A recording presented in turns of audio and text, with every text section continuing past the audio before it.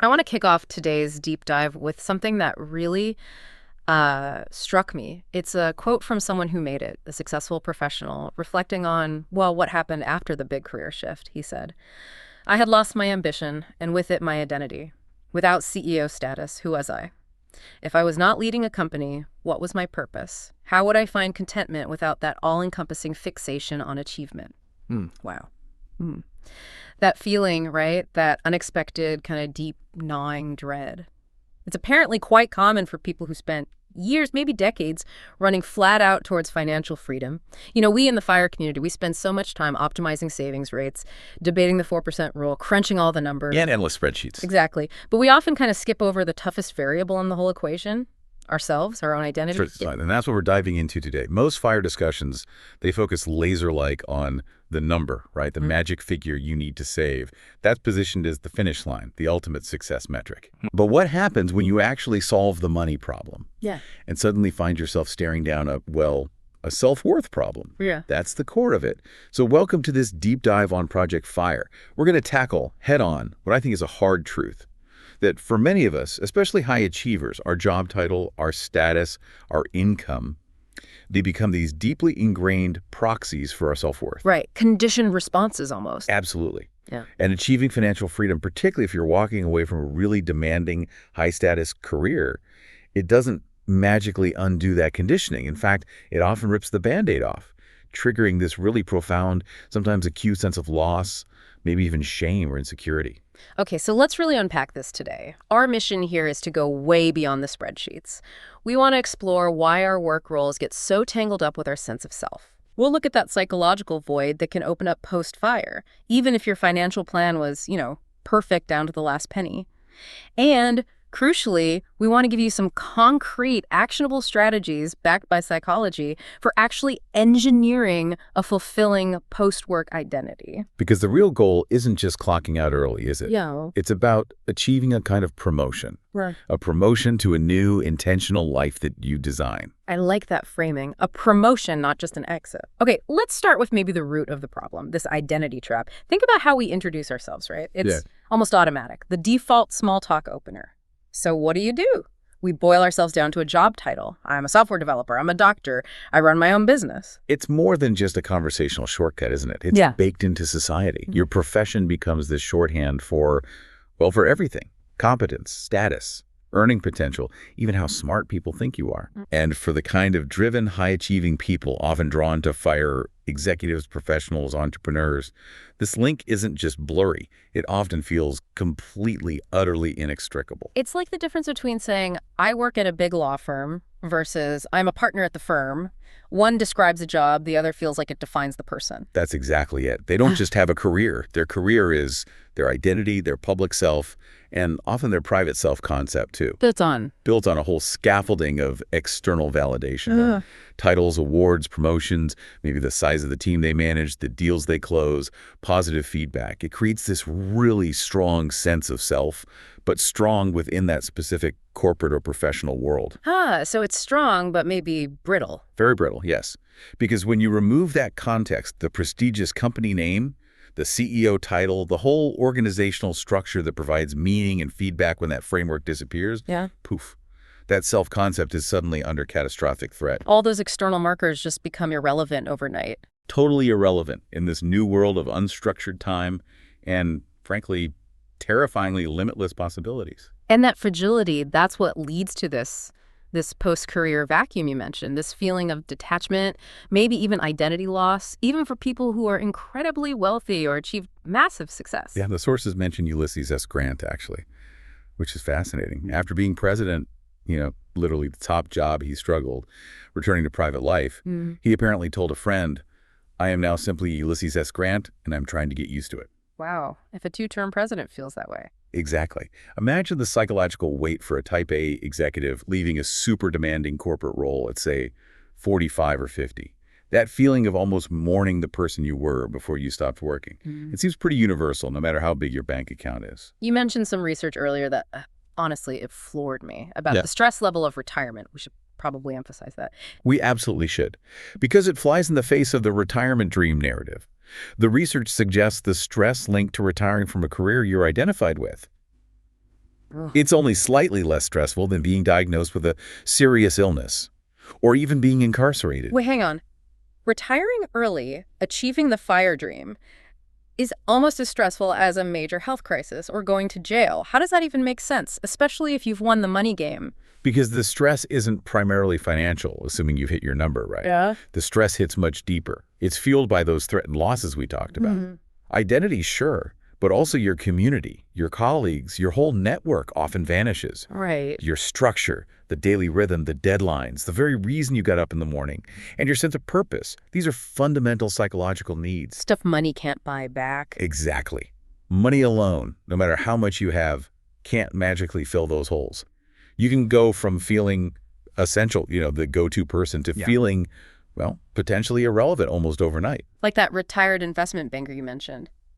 Feeling like they were running toward the edge of a cliff. Yeah, there's just this vacuum where all those supports, organizational, social, psychological, used to be. Which brings us right to that challenge of the new narrative. If your whole identity was tied up in doing something, achieving, leading, building, what happens when the doing stops? You suddenly face this incredibly awkward, persistent question. So, what do you do now? And our research shows this isn't a trivial question for early retirees.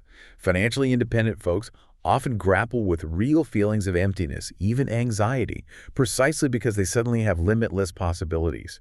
It sounds great, but it can lead to this paralysis, indecision, the paradox of choice, right? So they try out these unsatisfying answers. Oh, I'm an investor now, or I'm focusing on being a full-time parent, or sometimes the really awkward one, I don't really do anything. And none of those feel quite right, do they? No, because they don't replace the depth, the structure, the sheer weight of the identity that was lost. They feel flimsy. So the real struggle isn't just finding any answer. It's deciding which new identity, which new purpose to actually commit to out of this ocean of options. You have all the time in the world, but feel completely aimless. And here's the kicker, the real paradox for these high achievers. Their ingrained mindset, the very thing that made them successful, now works against them. It's the fear of failure paradox. Explain that more. How does fear of failure trip up someone who's already proven they can succeed? Think about it. These are people who built complex careers, maybe businesses. They demonstrated competence, mastery, often at elite levels.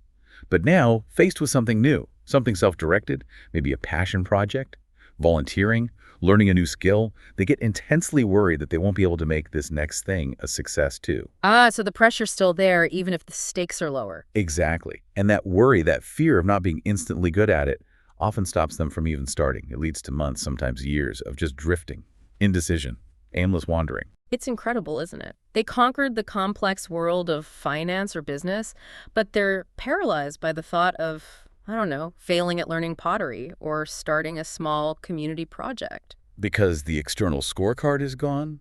But that internal expectation of high performance, of perfection, often remains deeply ingrained. It's these mindsets, isn't it? The ones honed over decades in a structured career, suddenly becoming roadblocks in this new, free environment. Absolutely. We see 3 big mindset shifts that are critical for navigating this transition successfully. Okay, what are they? First, you've got the success mindset. Your whole life, you've probably been benchmarking externally. Income, title, power, maybe who you beat. Everything was measurable, quantifiable. The scoreboard was clear. But retirement rips that scoreboard down. Suddenly, you have to shift to internal qualitative measures of success, fulfillment, meaning growth. And frankly, the corporate world probably never asked you to develop those muscles. That's a huge shift. If my value isn't my salary or my team size anymore, how do I measure it? That feels like a skill I haven't used since. Maybe ever. It's the central existential question of FIRE, really. Yeah. Second is the expert mindset. High achievers, they define themselves by being competent, by knowing things, by solving problems efficiently. They like being the expert. Exactly. So now, when they try something new, a hobby, a different field, they have to be a beginner again, a novice. And that feeling of incompetence, of being clumsy and slow in the early stages, it can feel deeply uncomfortable, humiliating even. I can see that, so they just avoid it. Many do, yeah. Which leads straight to boredom, maybe withdrawal. They'd rather not try than risk looking foolish or feeling incompetent. Can you give an example of how that paralysis shows up? Is it just avoidance, or do people actually sort of self-sabotage potential new interests because they're scared of not mastering them quickly? Oh, it's often active self-sabotage, definitely. driven by this deep need for consistency with their expert identity. If your whole self-image is built on being the smartest, most capable person in the room, then doing something where you're obviously struggling, that directly threatens that core self-concept. So the paralysis looks like maybe endless research, buying all the best gear for a hobby, but never actually doing it. Analysis paralysis. Exactly. Or they might quickly conclude, oh, I'm just not cut out for this. Rather than pushing through that necessary awkward learning phase, they substitute preparation for actual participation. It feels safer. Okay, so success mindset, expert mindset. Yeah. What's the third one? The third is shifting from the reactor mindset. Decades spent reacting to emails, to crises, to client demands, to the phone ringing off the hook. Hypervigilance, really. Always putting out fires. Right. Their whole way of operating was based on responding to urgent external demands. That has to fundamentally shift to a proactive creator mindset. They have to decide what matters. They have to choose their engagement, set their own priorities, define the rhythm of their day, instead of waiting for the inbox to dictate their schedule. That sounds like forced freedom, which actually sounds terrifying. If you've spent 20 years with your calendar completely dictated by external forces, how do you suddenly decide at 9 a.m. on a Tuesday, okay, now I'm going to work on my novel, or whatever the passion project is? It is terrifying for many, because it demands internal discipline to replace that external pressure. You have to become your own boss, essentially. And sometimes that internal boss is way more lenient or less decisive than the market or your old company ever was. So the very skills that got you to fire might be the ones holding you back in fire. In many ways, yes. The transition requires unlearning as much as learning. Okay, so if the problem is losing that structure, community purpose that our jobs provided, even if imperfectly, then the solution has to be about intentionally rebuilding those things, right? Exactly. We can't just wave our hands and say, go find some purpose. We need a more structured approach, a kind of psychological blueprint for what makes life feel meaningful outside of work. And there's research on this. Oh, yes. Psychologists have spent decades on this, synthesizing ideas from thinkers like Viktor Frankl right up to modern theories from people like Baumeister and Park. They've basically broken down meaningfulness into 6 core psychological dimensions, or needs. 6 pillars of meaning. You could call them that, yeah. And when you lose a demanding, identity-defining job, each of these pillars takes a hit. So the work of FIRE, the real work, is about consciously understanding these needs and finding new ways to meet them. Okay, this sounds crucial. Let's break them down. What are these 6 pillars? All right, they are purpose, value, efficacy, self-worth, mattering, and comprehension. Understanding how losing your job impacts each one. That's basically the roadmap for designing your post-fire life with intention. Okay, let's start with the big one. Purpose. Feels very Frankl, right? That future orientation. Absolutely. Purpose, in this sense, means your current actions get their meaning from working towards future goals. Think about it. Your job gave you constant goals, quarterly targets, project deadlines, the next promotion. Right, a built-in structure for striving. Exactly. And when the job disappears, poof, that entire goal pursuit structure vanishes overnight. This hits executives, builders, people defined by forward momentum particularly hard. So in retirement, that sense of purpose needs to shift. It often moves away from that sort of infinite growth model of business towards maybe shorter term, more personal goals, or very commonly in midlife and beyond, towards things like legacy or caring for the next generation. So if I spent 20 years focused on, say, growing a company, my purpose was tied to that external thing, the company's success. Now, the accountability structure is just me. Pretty much. You have to replace those external targets, those company goals, with new self-defined ones, even if they don't feel as intense or urgent as the old corporate race. And often, this naturally leads towards what psychologists call generativity. Generativity. Yeah, basically caring for and guiding the next generation. Mentoring, teaching, investing in younger people, or the community's future. It becomes a really prominent value and source of purpose for many people in midlife and continues strongly into later years. It's a natural transition from building capital to perhaps building people or community. That makes sense. Which leads nicely into the second pillar, value. Right. Values about your core beliefs, what you hold to be right, good, important. These values guide which goals you choose to pursue in the first place. And work kind of imposes its own values, doesn't it? It certainly does. Things like efficiency, hierarchy, maybe competition, competence. Post-work, your personal priorities often shift, sometimes dramatically. You might find yourself favoring goals that are more emotionally meaningful. There's actually a theory about this, socio-emotional selectivity theory, or SST. SST sounds a bit academic. Can you break down what that actually means for someone retiring early? Sure. SST basically says that as we perceive our remaining time as more limited, whether that happens when you hit 40, 50, or 65, our priorities shift. We become more selective. We tend to move away from focusing on building large networks or acquiring new knowledge just for its own sake. And instead, we prioritize emotionally satisfying experiences and relationships, deeper connections with close family, trusted friends. Quality over quantity in relationships and goals. Exactly. That's why you see many early retirees pivot really hard towards family, or deep community work, or passion projects that have strong emotional resonance. It's a natural cognitive shift. Emotional reward starts to outweigh purely intellectual or status-driven rewards. So my values might shift from things the market rewards, like income or status, towards more personal things, like authenticity, connection, maybe community impact. That's precisely the kind of transition we often see.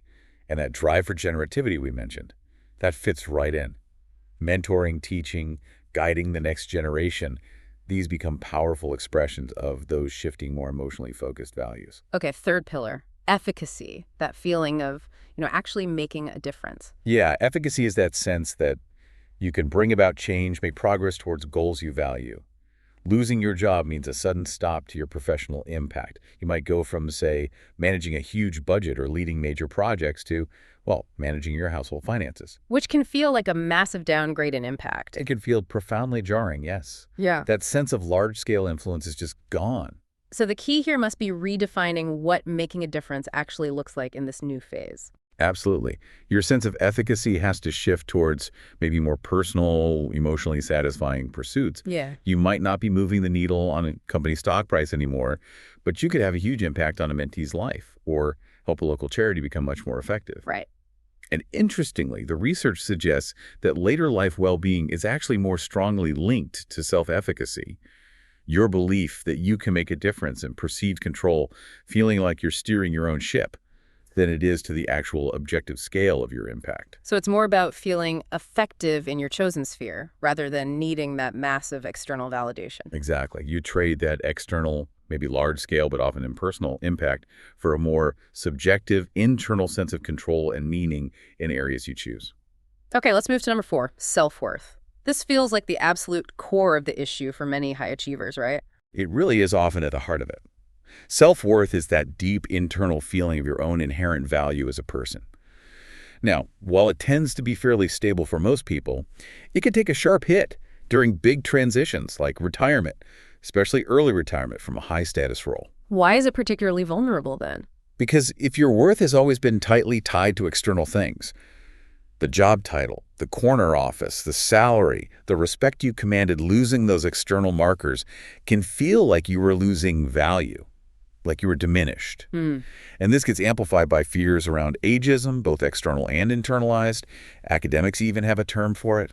Age-contingent self-worth. Age-contingent self-worth. So it's not just vanity, it's this underlying fear that as you get older, especially stepping away from a visible career, society sees you as less valuable because your professional output or status is gone. That's the fear, precisely. If society values me for my utility, and my professional utility seems to be fading, then maybe I am fading too. It's a dangerous internal narrative. So the psychological work here is huge. It's about learning to cultivate that sense of worth from the inside out, completely detached from status or money. That's the goal. Yeah. It has to come from within. You mentioned that story about the doctor who walked away from a prestigious, high-paying career. Yeah, that really resonated. It's a perfect example. They described intentionally shedding the status, the income, the social prestige.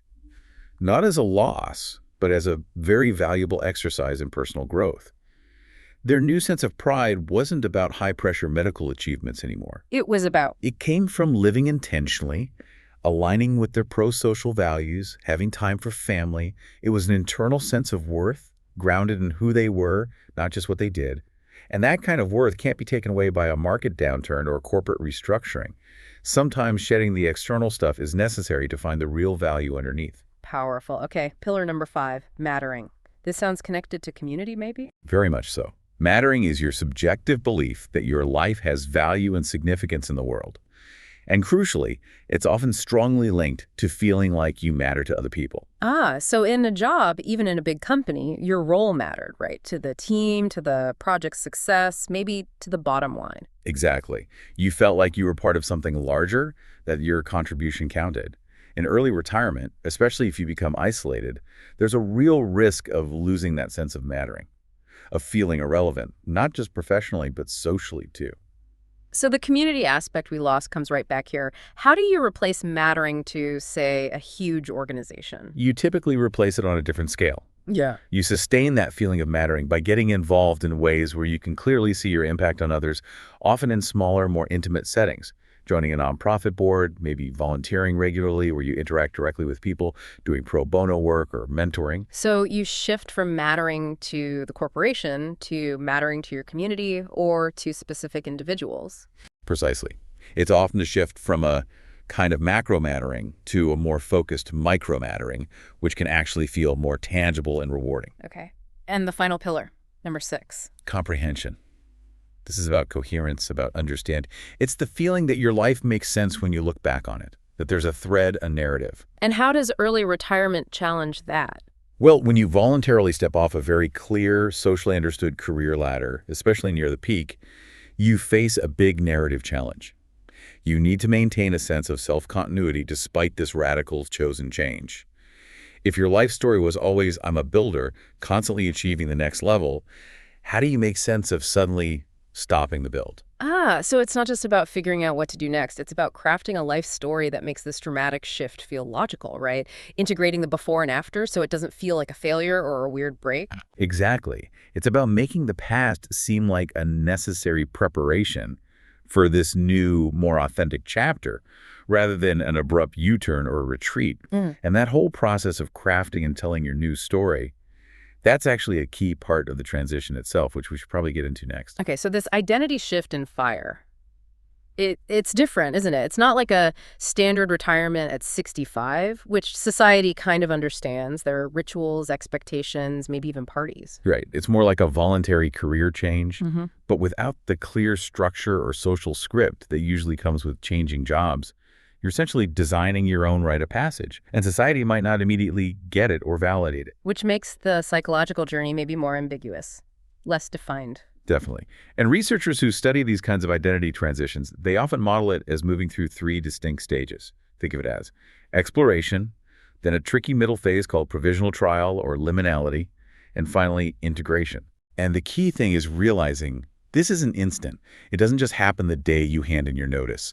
It's usually a gradual process, maybe over months or even years, of slowly shifting the balance between who you were and who you might become. Let's start with phase 1, exploration. How do people even begin to figure out who they might become? How do you test the waters without diving in completely? It starts with exploring possible selves. These are those mental images of who we could be, the artist, the world traveler, the dedicated volunteer, the involved grandparent. And we start to flesh out these possibilities by subtly changing 3 things: our activities, our relationships, and how we interpret events in our lives. Okay, let's take activities first. How does that work? Well, sometimes the change at work itself, a restructuring, a bad project, can make you disillusioned with the old path. But more often, it's the extracurricular stuff that plants the seeds. Like side hustles or hobbies? Exactly. Moonlighting, volunteering, really investing time in a serious hobby. These act like temporary, ephemeral roles where you can try on a different identity. Think of the accountant who spends weekends building furniture, slowly realizing that's where the real passion lies. They're testing the appeal, the viability of this maker identity without giving up the day job security. Right, like you wouldn't quit your high-paying tech job to become a yoga teacher without first teaching classes evenings and weekends for a while, right? You build confidence, see if you actually like it. Precisely. These small, consistent actions start to chip away at the commitment to the old identity and build belief in the new one. It's learning by doing in a relatively safe space. Okay, what about the role of relationships in this exploration phase? How important are the people around us? Hugely important, especially people outside your usual professional bubble, what sociologists sometimes call weak ties. Why weak ties specifically? Because your current network, your close colleagues and work friends, they're often invested in you staying the same, right? They know you as the successful executive. You need new people who offer different role models, people who can provide information about alternative paths, and crucially, give you social validation for this emerging different self. So if all my friends are lawyers, it's hard to imagine myself becoming a baker. But if I join a baking class and meet a former lawyer who's now running a successful bakery. Exactly. They make it seem possible. They provide the social proof, the reality check that maybe this crazy idea isn't so crazy after all. They normalize what your current circle might see as weird or even a step down.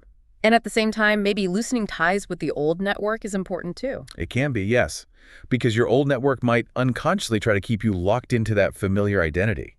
They expect you to act a certain way. You need space to be inconsistent, to experiment, to be a beginner without feeling judged by the people who knew you as the expert. Makes sense. And the third element was events. Right.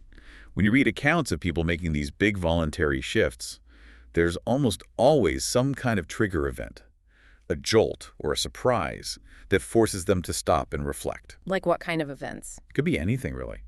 Serious burnout, a health scare, maybe getting laid off even if you secretly wanted to leave anyway, or sometimes even a big success that makes you realize, okay, I climbed the mountain, but is this the right mountain? Like Rachel, the coach you mentioned, who said burning out was the best thing that happened because it finally gave her permission to leave the corporate world. Exactly.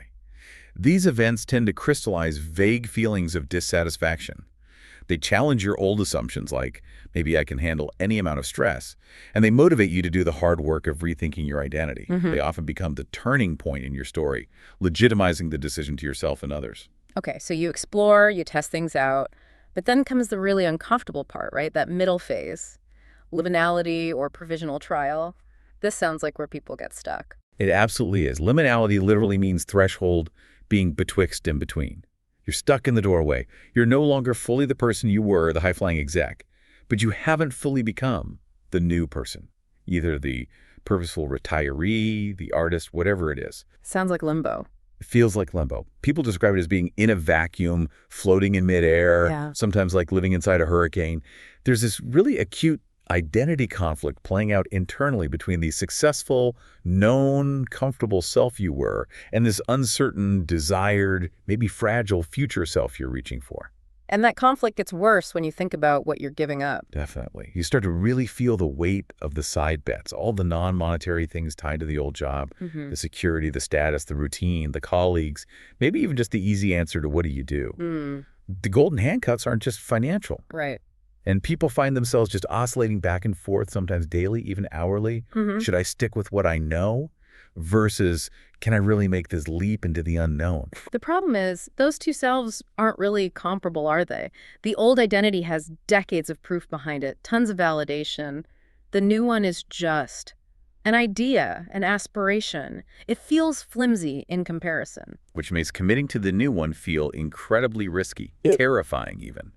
And that leads us to a really important coping mechanism or management technique for this liminal phase, something called identity buffering. Identity buffering. Okay, what is that exactly? How can people listening actually use this? Think of it as creating a protected space for your new identity to grow, shielded from the demands and expectations of your old established identity. It's about setting boundaries in time, space, and relationships. Like a safe zone for experimenting. Exactly, like creating a little greenhouse for a delicate seedling. The idea comes from developmental psychology. You create a boundary where the usual rules don't apply, where you can try things out, play with a new identity, without risking total failure or sanction if it doesn't work out immediately. Okay, give me some concrete examples. How does this buffering look in practice for someone transitioning towards FIRE or post-FIRE? Well, taking a sabbatical is a classic temporal buffer, right? A fixed period away to try out a new lifestyle. Or maybe returning to school part-time that carves out dedicated time and space. Even just rigidly protecting certain times, say every Tuesday evening, is dedicated to your writing project. No exceptions. That's a temporal buffer. So you're containing the experiment. Yes. You're allowing yourself to violate the rules of your old identity. For example, not being productive in a corporate sense, but only within those defined limits. It lets you try things on without the pressure of permanence. You know you can retreat back to the safety of the old role if needed. It protects the fragile new identity from being crushed by the competence and demands of the old one. Okay, and what about relational buffering? How does that work? That's where those guiding figures we touched on earlier come in. These are supportive people, maybe mentors, coaches, or friends who get what you're trying to do. They provide the psychological safety net. They act as a safe audience. You can talk to them about your tentative plans, your fears. You can try out saying, I'm thinking of becoming a pair. Without worrying, they'll judge you for being inconsistent or unrealistic. They offer encouragement, maybe practical advice, and help you interpret confusing feelings. They're the sounding board for rehearsing your new identity before you take it public. That makes a lot of sense. Creating these safe spaces, both in time and relationships, seems critical to actually surviving that difficult middle phase.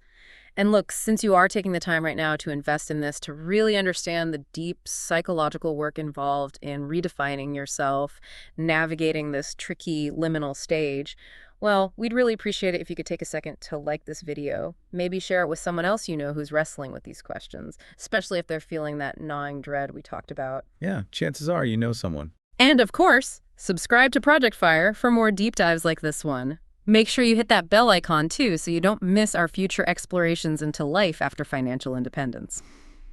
Okay, let's keep going. We need to move out of this uncomfortable betwixt and between phase. Right, out of the hurricane. And into the final stage. How do we actually integrate this new self? Okay, so all this exploration, all this provisional trial and buffering, it's all leading towards phase 3. Integration.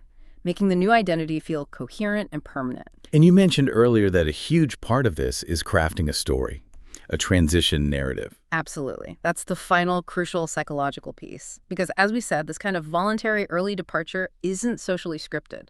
It can look like quitting or failing or running away to people who don't understand fire. You need a good explanation. You need a powerful story, mainly for yourself, but also to explain it convincingly to others, a narrative that makes the whole journey make sense. Especially if you left at what looked like the peak of your career, that ambiguity really invites questions and skepticism. So what makes a good transition narrative? What does it need to do? 2 key things, according to the research on life stories. It needs to establish causality and demonstrate self-continuity. Okay, causality means showing why it happened. Yes, often by hinging the story on a specific turning point, that jolt or event we talked about earlier. Everything changed after X happened. And self-continuity means showing that this seemingly radical change isn't actually a break from who you fundamentally are. So even though it looks like a huge discontinuity stopping a high-powered career, the story needs to frame it as being consistent with some deeper, maybe previously hidden aspect of yourself? Precisely.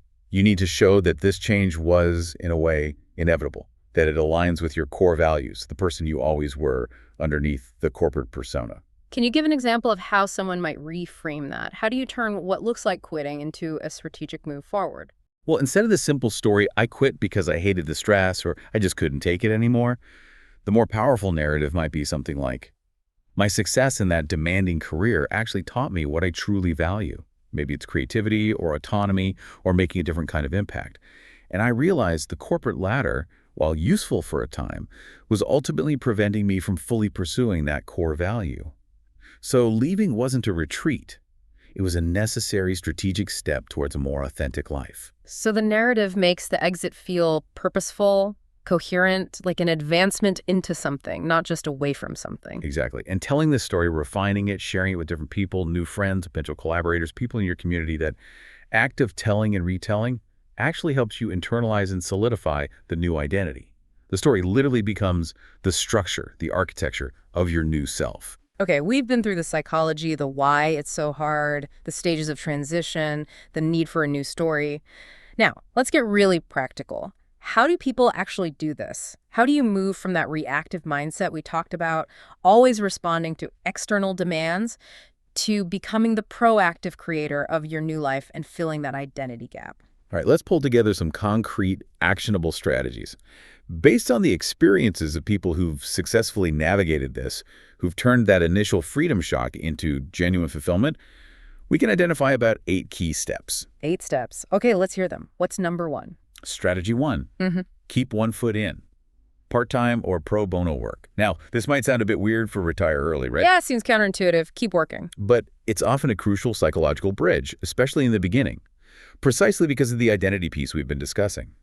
Many early retirees find that continuing some form of Work, consulting, part-time projects, meaningful pro bono stuff really helps. How does it help? It mitigates that immediate, sharp loss of identity.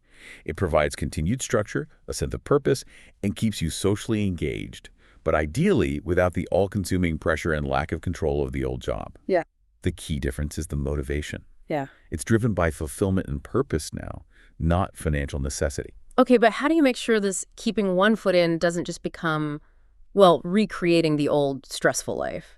Or just delaying the identity crisis? If I take a high-paying consulting gig that feels just like my old job, am I really building something new? That's a critical distinction, you're right. The people who do this successfully maintain absolute control. It's about the quantity and, more importantly, the quality of the work they choose to do. Can you give examples? Sure. Permjot, who kind of stumbled into financial independence, he pivoted to leadership advisory and mentoring, but mostly pro bono. His joy came from developing others, not the paycheck. He said he's barely done what feels like real work in years. Rachel, the coach, she picks online projects that specifically align with her values of freedom. Abel became what he calls a location-independent portfolio careerist, carefully balancing some consulting with non-executive roles he finds meaningful. The income is secondary. The control over their time and the impact they feel they're having, those are primary drivers. Okay, so control is key. What's strategy number 2? Strategy 2, focus on intrinsic motivation. This means fundamentally shifting why you do things. Also, Stop choosing activities just because they're adjacent to your old skills. Well, I was good at managing projects, so I guess I'll consult on project management. Instead, dig deeper. Choose activities based on what genuinely energizes you, what makes you lose track of time, what feels inherently interesting or meaningful, regardless of external reward. so it requires real introspection. Deep introspection, yes. The engagement should align with your core values and maybe skills you want to develop, not just ones you already have. And again, you need to maintain control over how you engage. It's the difference between doing what you feel you should do or what you can do versus doing what you feel you must do to feel truly alive and engaged.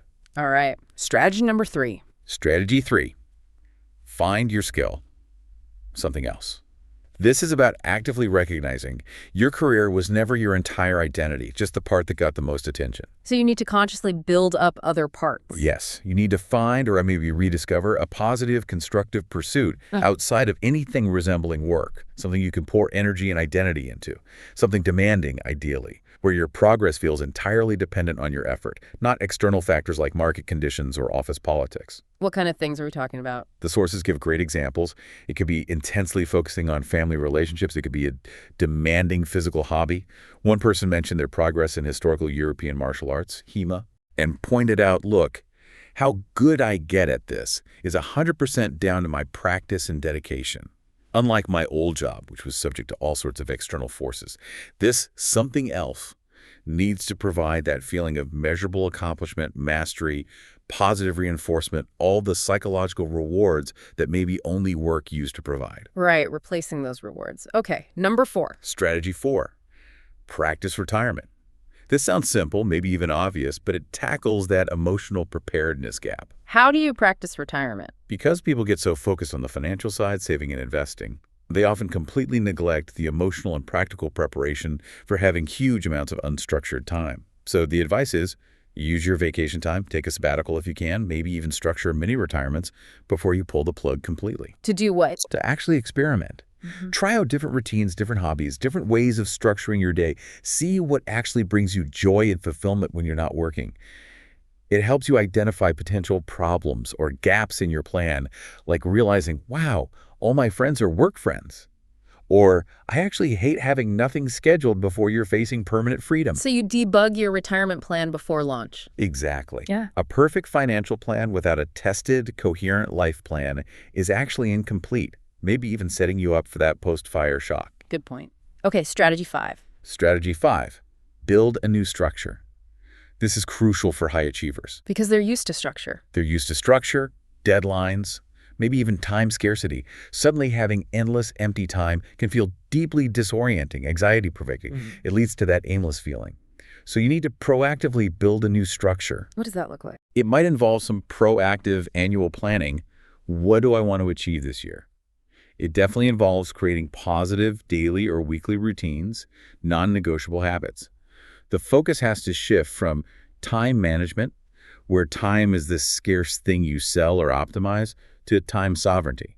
Time sovereignty, meaning. Meaning time is now this abundant resource that you control and use intentionally. You have to become the creator and enforcer of your own schedule, setting your own goals and deadlines that replace the old external pressures. So maybe instead of that mandatory 9 a.m. Monday meeting, you create a non-negotiable 9 a.m. Monday slot for your creative project, and you treat it with the same importance. Got it. Discipline shifts from external to internal. Number 6. Strategy 6.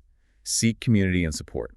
Don't underestimate the isolation factor. Why is isolation so common? Because your situation financially independent, but maybe feeling adrift identity-wise is pretty unique. Most of your old friends, your family, they're likely still on the traditional work path. They might not fully understand what you're going through. So you need to find your tribe. You absolutely need to actively find like-minded people. That might mean seeking out peer support groups. There are some specifically for post-exit entrepreneurs, for example. Or consciously cultivating relationships with other early retirees or people pursuing unconventional paths. Yeah. And definitely lean on supportive friends and family who do get it and can validate your new direction. And professional help. Yes, don't discount professional help. A therapist or coach can be invaluable here. They can help you unpack the complex emotions, understand the thought patterns holding you back, and develop concrete coping strategies for managing the stress of this major identity shift. Okay, 2 more. Strategy 7. Strategy 7. Challenge internalized critics. This goes right back to that self-worth issue being tied to performance. How do we challenge those inner critics? High achievers often have this tendency to internalize any criticism of their work. A project didn't go well, sales were down, as criticism of themselves as a person. The first step is recognizing this pattern. Remember the mantra. Thoughts are not facts, especially those harsh, self-critical thoughts. They're often distortions, rooted in those old, maybe unrealistic expectations of constant perfection. A clinical psychologist, Sabrina Romanoff, suggests using those moments when your self-worth takes a hit. Use them as data. Data? Yeah. Ask yourself, what insecurity is this situation triggering in me? What underlying fear is coming up? Instead of just beating yourself up, use it as an opportunity for deeper self-understanding and growth. Turn the perceived failure into a learning moment. So failure becomes feedback, not a verdict on your worth. Exactly. When your core sense of self isn't totally dependent on your performance in one area, you can actually hear constructive feedback, learn from mistakes, and adapt without getting defensive or spiraling. It builds resilience. Okay, and the final one, strategy number 8. Strategy 8. Measure success differently. This is really the culmination of the whole mindset shift. Moving away from the external scoreboard. Completely. You have to consciously dismantle that old system based on titles, money, external validation, and replace it with internal intrinsic measures of a life well lived. Dr. Romanoff actually suggests focusing on 2 key intrinsic metrics. What are they? They need to be resilient metrics, right? Things that can't easily be taken away. First, measure your success by the amount you are learning. Are you growing? Are you developing new skills, new understanding? Learning correlates directly with personal growth and building expertise, and that's something nobody can take away from you, regardless of external circumstances. Okay, well, learning. What's the second one? Second, measure success by the impact you are making. And impact here isn't just financial results. It's the positive effect you're having on your community, maybe on your family, on individuals you mentor or help, on causes you care about. Learning and impact. When you shift your focus to measuring your life by how much you're learning and the positive impact you're making, you naturally transition from living a life that's purely resume-ready to one that is eulogy-ready. Eulogy-ready. I like that. It puts it all in perspective. Doesn't it? And for people still working, maybe not even aiming for early retirement, but just wanting a healthier relationship with work now, it comes down to realizing your job is fundamentally a transaction. It's a way to get resources to fund the life you want. Do it well. Be professional, but learn to leave it at the office psychologically. Focus your core energy on building that eulogy-ready life, reflecting your true values, not just the demands of the job. Hashtag Trag Outro. Wow. Okay, so today we really went deep into arguably the hardest part of FIRE, didn't we? Decoupling your identity from your paycheck, from your career. We've seen that achieving financial independence, it solves the money problem, sure, Yeah. but it often just unmasks this deeper identity problem. We've covered just how challenging that can be, explored that psychological framework, those 6 pillars of meaning: purpose, value, efficacy, self-worth, mattering, and comprehension. And we mapped out that tricky transition process, navigating through that uncomfortable, confusing liminal state. And the core message really is about making that fundamental shift in self-definition. Moving from primarily defining yourself by what I do to defining yourself by who I am, by your values, your relationships, your impact. Yeah. Retirement, especially early retirement, shouldn't be seen as an ending or a decline. It's a massive opportunity. Challenging, yes, but an opportunity for real personal growth, for intentionally designing a life that truly reflects who you want to be. The goal isn't just to stop working, it's to, as one source put it, wind up the clock again. But this time, have it ticking according to your chosen rhythm. Embracing the journey with maybe realistic optimism and a sort of relaxed determination. Realistic optimism and relaxed determination. I like that. Yeah. And maybe for those listening who are still on the path towards FIRE, think about this. That highly structured professional life, it often crowds out time and energy for other things that you value deeply. So the identity work, the decoupling, it doesn't have to wait until you hit your number. You can start now. So let's leave you with a final thought to mull over. Building on that idea of identity buffering we discussed, what boundaries, maybe temporal, spatial, or relational, can you consciously create this week to start buffering and protecting an emerging part of your identity, a passion, a different way of being, before you find yourself desperately needing it to be your whole identity? Start practicing your freedom, even in small ways, right now. Find those boundaries. Start exploring that new identity. Thank you so much for joining us for this deep dive on Project FIRE. We'll see you next time.